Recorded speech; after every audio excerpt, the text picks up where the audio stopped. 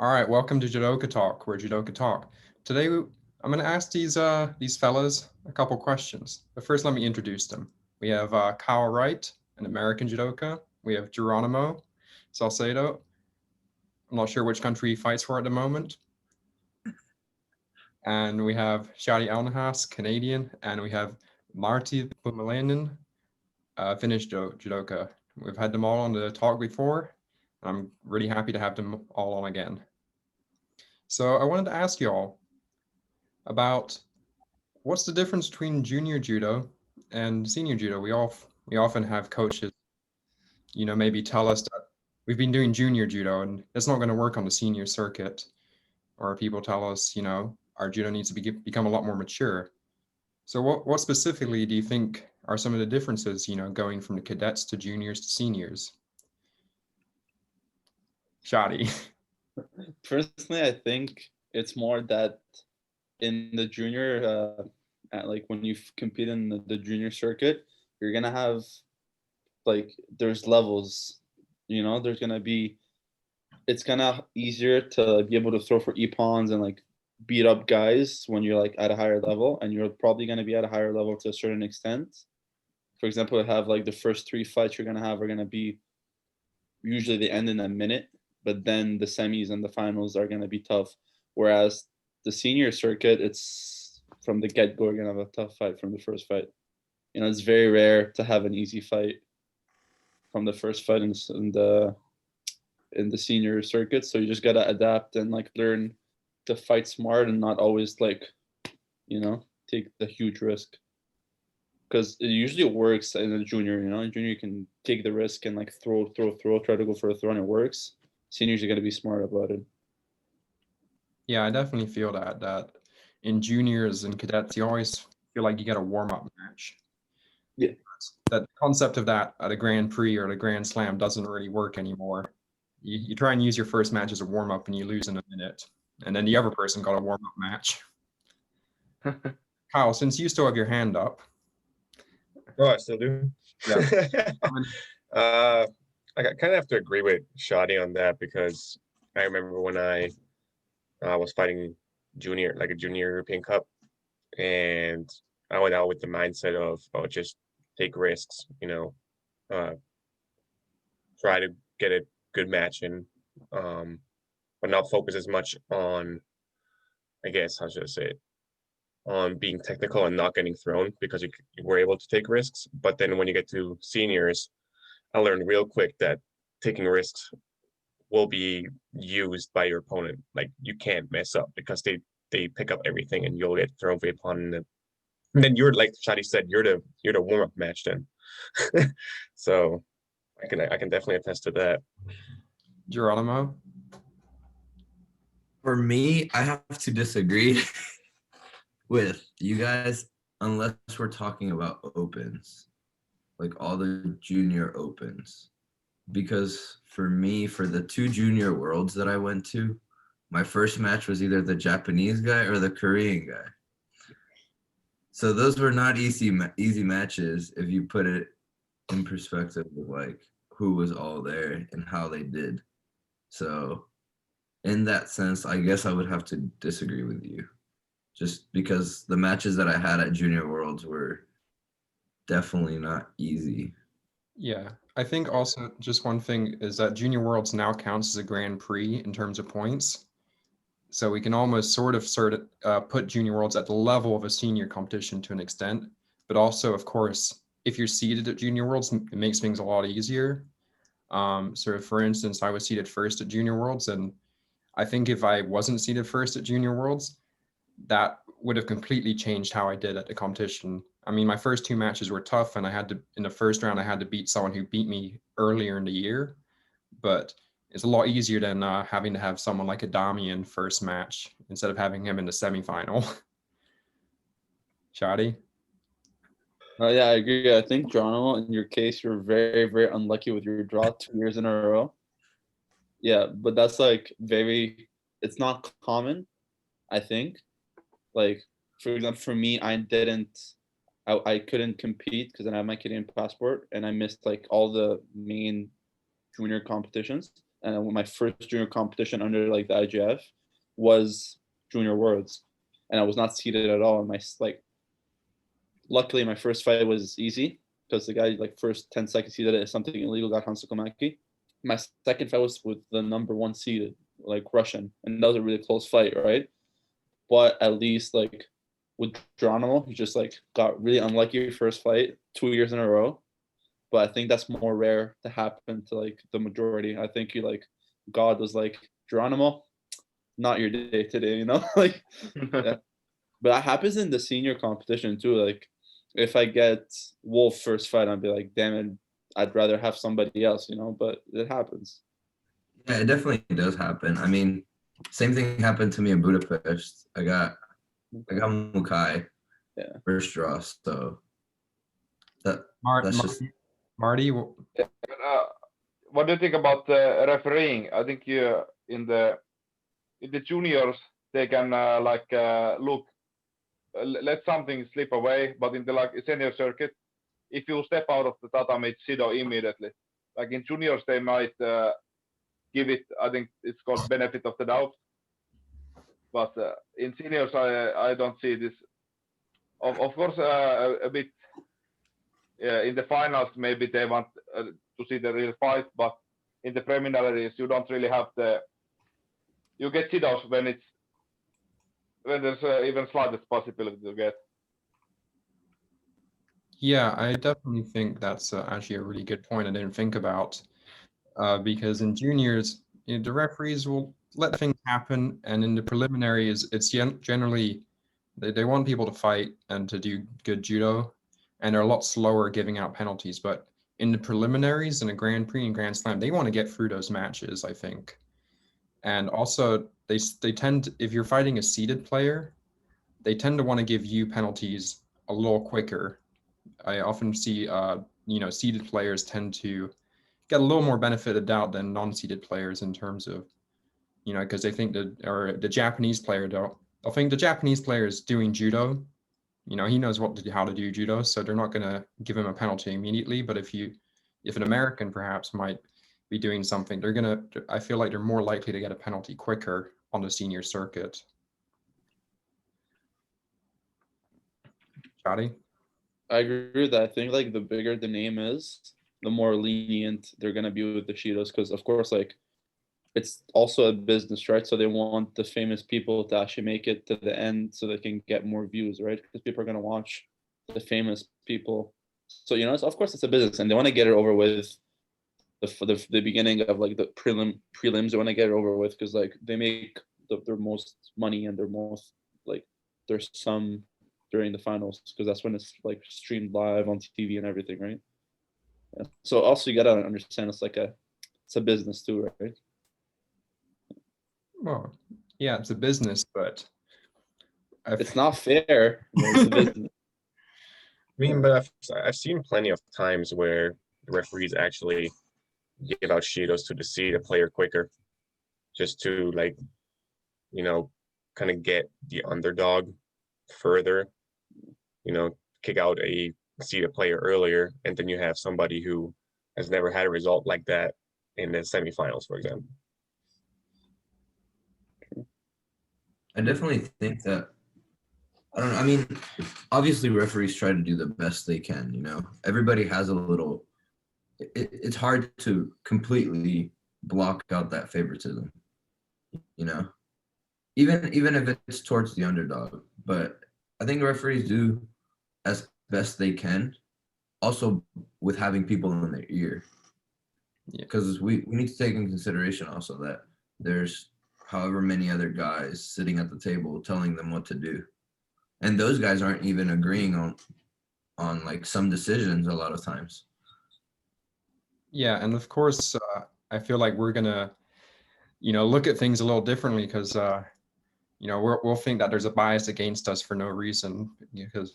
But also, I think with refereeing, they only really the side table will only overturn a referee if it's a pretty bad call. In general, they'll let things go, especially during the preliminaries, because they want things to move smoothly. They're not going to start, arguing on each call that a referee makes, unless it's something completely out of out of the rules. But let's go more onto tactics now. What sort of, if you have a coach or something, how has your coach or maybe you decided to start changing how your judo is? Because for me in cadets, my judo is, pretty simple. I just go out there, I sort of just wait around and see what happens and just react and wait for mistakes for the most part. Whereas that tends to work sometimes in seniors, but you have to be a little smarter about it. You can't just go out there and wait. You have to sort of force mistakes more. But in cadets and juniors, you can sort of just wait around for mistakes, I feel, and that can take you really far in juniors. Shadi? Or for me, I think I'm the opposite of you, because in juniors, I would always attack. Whereas when I did that in seniors, I would get countered like really badly. Like my head still hurts from the counters I received like 2 years ago, So I think for me, I had to learn to be more patient, or that like if I'm ahead with like Shidos or something, I gotta wait at like if I'm winning with 2 Shidos, why would I be the first to attack and like put myself at a risk where I can like wait, like do your tactic where I can just grab, wait, and hold, be needing to attack because he has 2 Shidos, and then I'll. So I think what I learned the most is to like play it smart, as in like be a little bit more patient in my like attacks, because when you attack nonstop, not all the attacks are gonna be like proper, right? I actually have to slightly retract my statement because I just remembered that in cadets and even in juniors, if you watch any of my matches, I actually attack pretty much every single exchange. But any of my major throws come from sort of they sort of happen when the person makes a mistake more often than not. But in seniors, the way when I was, because I often, in terms of gripping, my way to get around actually having any gripping strategies was to pretty much attack off the grips. And that was extremely exhausting, especially when I was fighting people 8 kilos heavier than me. And so I think for me, as I've gone older, I've had to kind of hold myself back and not try to attack as much, but while still trying to force people to make mistakes instead of wait around and just keep attacking until something happens. Yeah, you definitely got to find that balance between tactical and just aggressive judo. Because in seniors, like I said, your opponent is faster to pick up on it, and you'll just get countered. Whereas in juniors, you can kind of slip past it sometimes. Shadi? I'd say also like except Marty, because he's a beast. I think all of us are at a storm. We're at a disadvantage, like strength wise, compared to like our competition, right? Like physically wise, right? So we have to have. You think I'm stronger than the 150 kilo guys? Yeah, I think so. No, but so we have to have. We gotta improve. Like we gotta move more. We gotta like do. Yeah, but so I have much the same feeling in the plus that I have to be the one who attacks first. Yeah, like for me, if I'm just still, they're gonna crush me, right? So I have to keep moving constantly when I fight. And I think for all of us, it's like we have that issue. Well, it's also because like we have less partners, we have less people to train with. That of course we're not gonna have the same quality of fighting people. We have to like the quality of people we fight, so we won't have. The Russians have 50, like too many 100 kilograms that are pure power, so they like their body adapts to that style of fighting, where we travel 12 hours every time to fight people like that for 2 weeks, and we go back home, and then we have a few partners, so it's different, right? So we have to adapt and like learn different ways to be able to fight that, and that kind of transfer, because when we're in juniors, we're not going to fight people that are like that, whereas in Europe, when they're juniors, they're fighting senior athletes that are pure power from their club, right? So it's different. I think for us it's different too, if you think about it. But Shadi, I've heard you're training with this beast named Mohab. Oh yeah, he's a beast. Actually, he's not in my bubble, so I haven't been training with. I haven't done judo with Law for like 3 months now. Is he really not in your bubble? I thought he was your training partner. No, he was until we did the bubbles thing because we're in bubble of 4. So yeah, I'm with Mark. I was with Mark and Louis and Ian, but we switched again. So they didn't put you in a bubble with your brother. We fight in the kitchen sometimes. That's about it. It's genius. Yeah, like I don't know, because I see him all the time, and like in the kitchen, he's like, "Let's do rounds," like gripping. I was like, "Okay." Yeah. Hey, you don't want to be breaking protocol. Yeah. No, I'm good so far. Yeah, I kind of live with them, so it's different.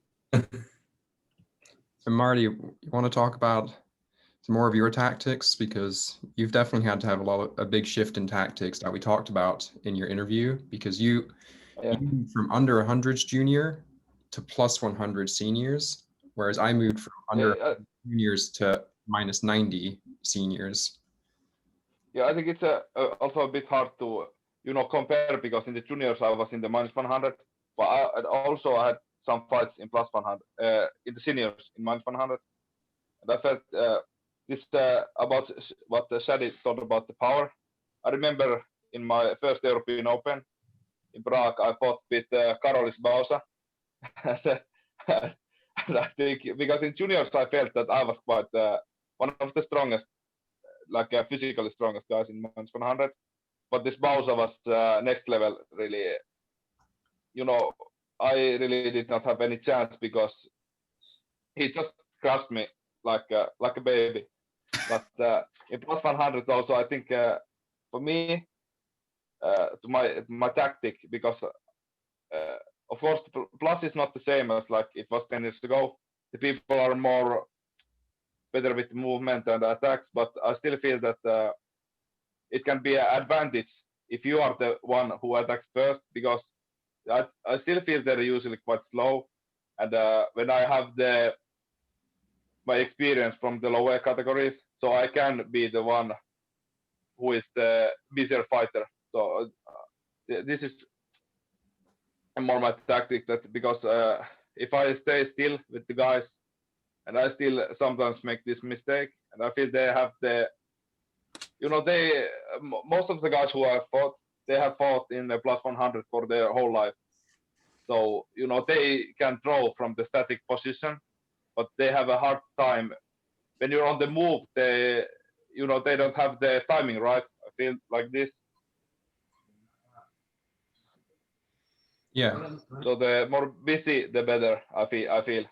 Yeah. And for me, as moving from under 100s, which I did do a couple years at seniors at under 100s, and I had very, very minimal success in at the Grand Prix and Grand Slam level. At the European Cups for under 100s, I did all right. I could beat people, I could survive. But one of the things I noticed is fighting against these monsters pretty much is I felt like I had to pretty much attack immediately a lot of the time, because as soon as they were to take a full hold of me, I'm kind of screwed. And so I'd have to pretty much attack all the time or move around a lot. But moving down to 90s and being used to the strength at 100s, I felt a little more comfortable to just wait a little bit when fighting people, because I felt like, well, they're not going to completely crush me when they grip me. And I didn't feel, and when they grabbed me, I was like, well, I'm used to fighting complete monsters. So this doesn't really, I don't feel intimidated anymore when you grip me, especially since I'm taller than people. And I can actually kind of hold my distance a little bit with people. And I can come over the top and feel comfortable that they aren't going to throw me immediately, because I'm not going to get picked up and thrown around. Because most of the people in the 90s who do like huge pickups tend to be a little shorter. And so you can just hold them at a distance if you don't want to engage immediately. And so I think that's one of the big changes for me in seniors, and to actually start winning a lot more matches at 90s was just feeling more confident and more comfortable in the gripping exchanges. And, just being a little more patient with things and not and not making the same sort of, not being rushed with everything you do, and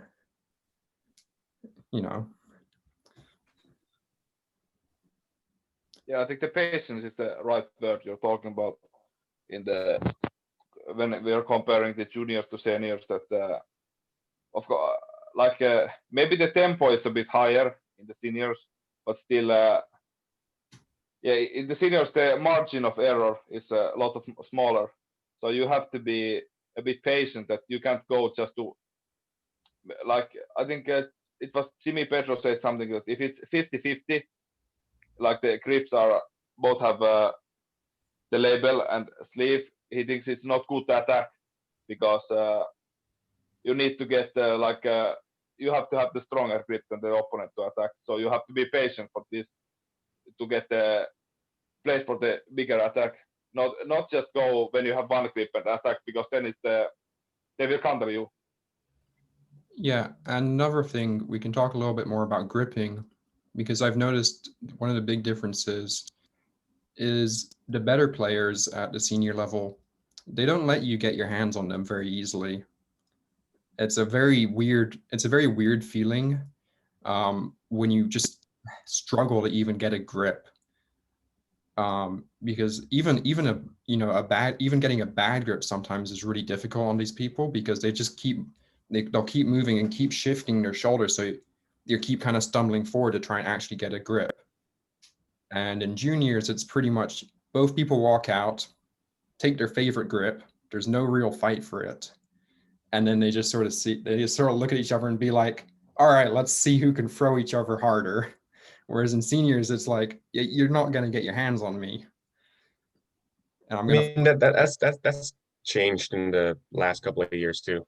So like I don't know if you guys noticed, but juniors nowadays is a lot more like the senior level compared to when we were fighting, or when I was fighting juniors.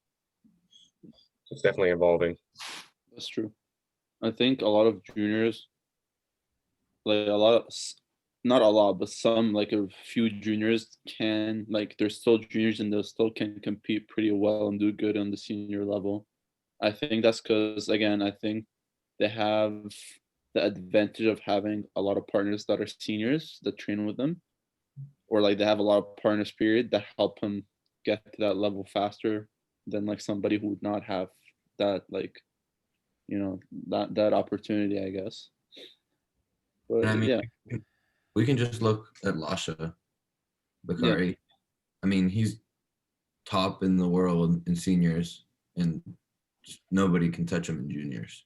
Yeah, Lasha Sismanlar, a lot of people are I think, yeah, it's also because they're surrounding, right? They have so much competition around them and so many partners in their division that they're gonna push him quicker to reach a higher level. Also, Georgia seems to have a tradition of having a really good junior in 90s, since they had Becca Viniashvili, and also back when Becca was really good at, he was a junior and really good at senior. Also, Christian Toff was also a junior doing really well at senior, and they were both at Junior Worlds in 2014, and pretty much everyone's just waiting for them to fight. Yeah, and did you see the Europeans that year in the juniors? Actually, Todd lost the first fight to Viniashvili. Yeah, it's a bit of a ridiculous situation where you have two of the best in the world, in first round. Yeah, I think this year Todd was the runner-up in the worlds, and was Viniashvili maybe fifth. No, he lost to Voprosov, but in the junior Europeans, first round fight could have been the world final of this year. Yeah, and I find, well, with Becca's style, it was very much a just get in close and throw, and he just had such immense power, and he was doing such kind of awkward throws because he'd have one hip leading and then he would throw the complete opposite direction. I think that really threw people off. They weren't used to that. But now he's, as time has progressed and people have gotten used to his style, he's still doing well, but he's struggling a lot more than he was when he originally blew up on the scene. Yeah, I think these people who fascinate me, that the guys who fight with a lot of strength and still get success as a junior, because I feel that strength is something that comes during the years. Like I remember when I was 20 and I was a lot bigger. Okay, of course I'm also not bigger, but still I think the factor that in strength is that the older you get, usually you get stronger. So the guys who are like 20 years old and they win fights because they're the strongest guys in senior competitions. These are, it's just crazy. Yeah, that's another thing I noticed with fighting, especially the older players on the senior circuit who are 28 to 30 years old, like the Slovakian Randall and Clerget. These guys, there's the sort of strength and just their hands and their body is a lot different than someone who's a lot younger, around our age, where somehow as they've grown older and they've done more judo, they have that judo specific strength where it's Yeah, I just think it's just the experience from the gripping, and of course one thing about being strong is just being strong, and other thing that if you do all the wrong things and you're strong, you feel weak in the tatami. But if you do the right things, you can be a bit more weak, and still the opponent thinks, okay, this guy is strong. yeah. I think a good example of that is Shadi, who likes to think he's weak or something, and he thinks he's going to get crushed by people, but then he goes out there and throws Nikiforov with a giant throw. And Nikiforov is well known as being an extremely powerful player, but Shadi, you go out there and the way you actually move your body allows you to compete with the people who are just in the gym. They would probably be lifting twice as much as you, but in judo you actually have specific strength, and especially when you throw your hips in, it becomes extremely hard for people to actually defend against that when you get into the positions that you're actually really strong in, which there's no lift in the gym of doing this. Yeah. I think in that, like, I've fought Nikiforov in Vise twice and I lost him twice. And I think that kind of like, I don't know, I think once you fight somebody, you know what they do, you get more of an idea what you have to do to beat them. And I always thought like why I lost him was like more I was like 94 kilos fighting 100, right? And Nikiforov was 100 and something fighting 100. So there's a big gap, and that plays a huge role. And now I'm getting heavier, and that plays a huge role too. But also, I want to ask you guys: do you guys think, generally, like, of course, it depends, blah blah. But if you do really well in juniors, do you think that will automatically transfer in seniors, or that doesn't happen? I'd say no. An example of that would be me, who ranked third in the world in juniors, and then transferred to seniors, and I struggled a lot under hundreds. I think the under hundreds at junior level, it's a lot easier to get success, and then you jump to seniors, it's a much bigger world because you're fighting people who have fully grown into that weight class, whereas in juniors you get a lot of people who are just overgrown 90 kilo players or undergrown plus 100 kilo players.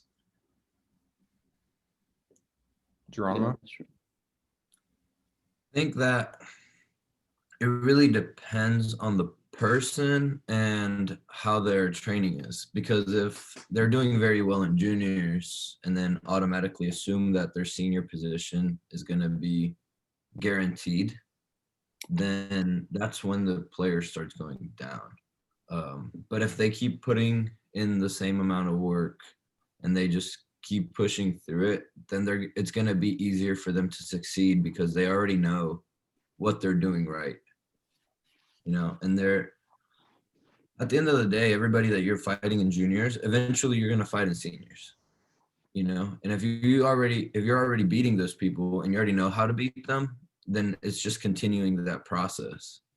But I think a lot of people also fall off of that by, you know, maybe changing their training, changing just anything that they're changing could potentially risk that. So it really depends on how you're training, what your mentality is. You know, because you can go from we've seen that people go from being top juniors and then not even be on the world stage anymore.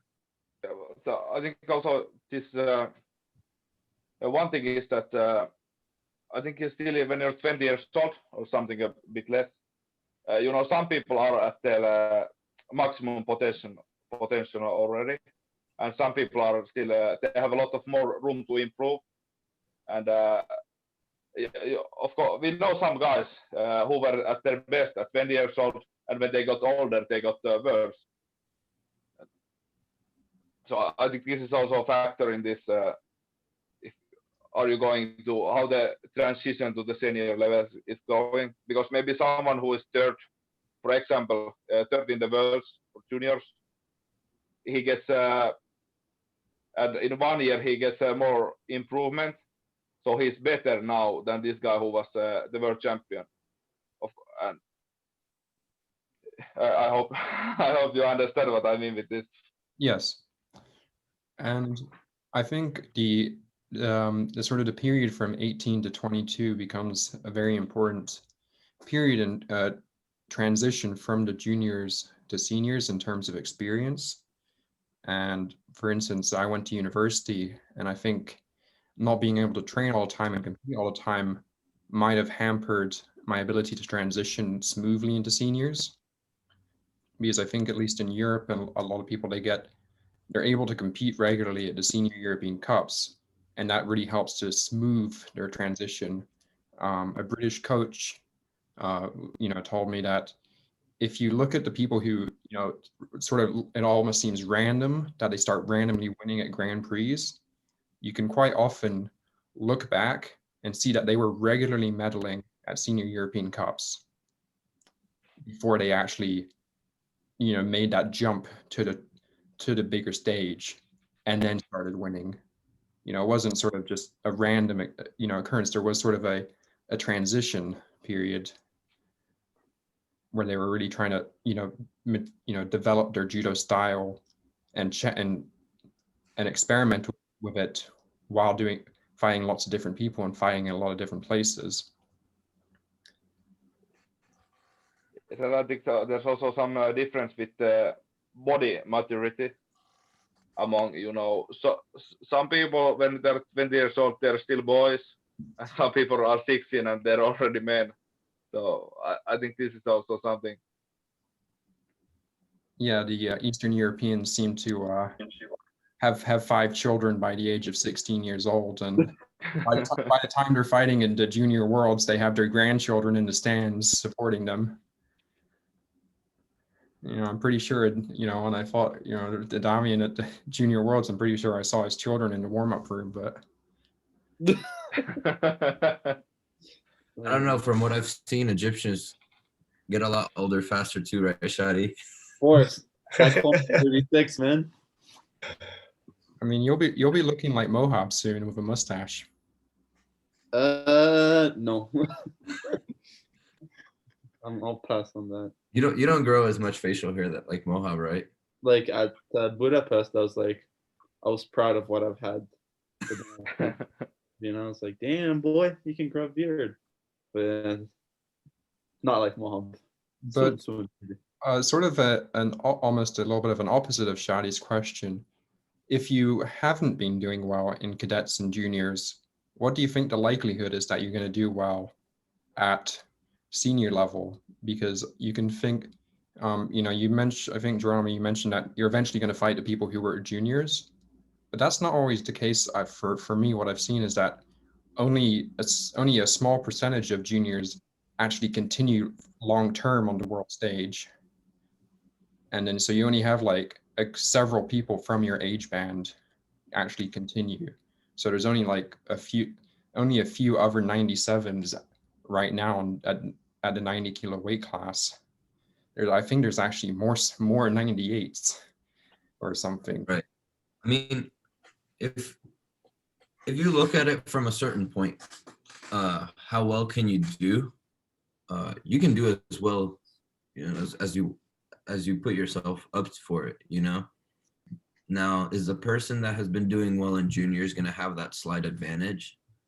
Of course, you know, unless they're coming from a country like Japan, where the depth of judo is just huge. You don't need to go outside of Japan to do good in the world stage. So it really depends again on the person and what they're doing, because you see a lot of players that do come out of just straight into seniors and do well. You know, I don't know any specific examples, but there is players that will do that, because then you never saw them in juniors, and then you see them in seniors and they're doing well and they're making appearances, you know. So I don't think it's necessary to be good in juniors in order to make an appearance. I mean, I don't know, Shadi, I might be incorrected, but you didn't place in a world championship for juniors. No. No, but we see Shadi constantly. He's being consistent, and he's placed in several Grand Prix already. He's top 10 in the world, and you know he's getting up there with, you know, everybody in his weight class. He's beat some of the best in his weight class, if not the best in the weight class. So I think Shadi's a good example of, I mean, he did well in juniors. He wasn't top, but he is now, you know, higher up. Yeah, I think you know the saying that you don't need sneakers to run, but it helps. So you don't need the junior success to be good at seniors, but it helps certainly. And as from Finland, I know that one thing what makes it hard is if you don't get success at a young age, to get the funding, it's really hard.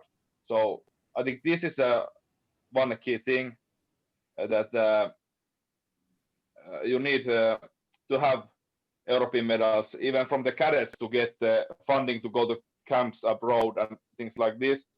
So if a guy who is not ready yet in the cadets, you know, he might miss the train, even if he had the potential really to be at the top someday. But I don't know. What do you think? Is it the same in the US or Canada or Mexico? Was it? So I think that actually for the US, this is something where the US might have a little better of a system in terms of individual journeys. Is that there's not really so much thing as as missing a train in America, because there really isn't a train to get on, and so it's just the way our system is at the moment with funding. We don't have the monies to have such a system. So if you aren't doing well in cadets and you aren't doing well at juniors, you're able to still hammer away and keep going, and you're able to develop more in your own time. And so you often see Americans struggling for a while, and then when they start getting later in their career, that's when you start to see success. And I think, well, one example is our friend late Jack Haddon, who he didn't do so well at a younger age, but he really started to do well into the senior level. I think there's a few examples of Americans who, at a younger age, they struggled a lot, but once they really, had many years competing on the world tour, they started to actually get success. And that's not really a luxury that a lot of other countries with strong national teams allow their players. They don't let a player compete on the world tour for 5 years without getting much success. They don't let them develop. Yes, you know, like in the countries like Russia, if someone takes medals in the cadet European Cups, you know he's a nobody. That they have people like this, like dozens and dozens. So they don't really Okay, I'm missing my point about this. Yeah, so Yeah, but in the smaller countries, you're more unique, and so you're given more time. yes, to- yes. Whereas in the major countries, they don't have to worry about the individuals as much because they have loads eh, of people who are good. I think also to like achieve what you want to achieve, you have to be realistic with yourself. Like for me, as an example, when I was like 16, before I even competed anywhere into like on with under the IGF circuit, I was like, oh, I know I'm good, blah blah. When I go, I'm gonna beat everybody. That was my mindset, you know. I was like, blah blah. And then I got a reality check, of course, and I was like, okay. I took like a step back. I was like, okay, I'm not that strong. I need to like humble myself and then work on my power, right? Or something. And that kind of helped me improve myself. But also you gotta believe in yourself. Like I always thought I can be the top. It's just I needed to fix and tweak a few things to be able to get to that, right? So I think you just gotta be realistic and honest with yourself because if you're not gonna improve 100%, right? And that like you have to have that as a junior to be able to perform as a senior. I think that what you said is very important. That as a junior, you know, especially as a cadet, I think because cadet is the first time you really hit that wall, you know, you hit the, okay, you're seeing other people from other countries and you think that you have all these things going for you, and then you go against someone and they prove to you that that's not the case. I think if you're able to look at it from a young age and say, okay, I am not strong, but I am fast. So I'm going to use those attributes, you know, and towards my advantage. I think that's when it starts, everything just starts coming together for you. Yeah. If you can use your attributes and be realistic with yourself. Yeah, I think actually, so my first year at cadets was 73 kilos, and I struggled a bit on the cadet European tour where I got like a fifth at the cadet European Cup and a seventh. And, when I got against the good players, I struggled, and I was watching, the under 90s fight, and I was thinking, I can beat these guys. I'm faster than them. So I was like, okay, I'm just going to move up 2 weight classes, use my strengths for me, and then it worked. And then, I was like realistic. I was like, look, 73 is for me to keep staying down here and, keep trying to beat these people. I can't use, I'm going to have better success if I just decide to actually try and grow. And, I think that's almost the opposite of what a lot of people do, which is to try and keep their weight down. And, it's instead try and fight people bigger than you and use your speed against them. But then I pretty much had the opposite realization in seniors. Yeah, like I've never had to cut weight or like a lot of weight for any like my whole life. I would always just jump up because I'm like I'm a juniors. I don't need to like kill myself to make weight. I might as well just fight a division up and feel good the day of the competition and stuff. Blah blah. At seniors, of course, like damn, they're heavy and strong, like really strong. So I need to put my weight up. But also, I'm 104 right now. That's the heaviest I've ever been in my life. But I don't want to get too heavy, so I don't get tired cutting weight. But I don't want to be like too skinny or too like small, right? Because I'll feel crap either way. So I think now is the best. Like you gotta be realistic with yourself. That's gonna just kill your performance.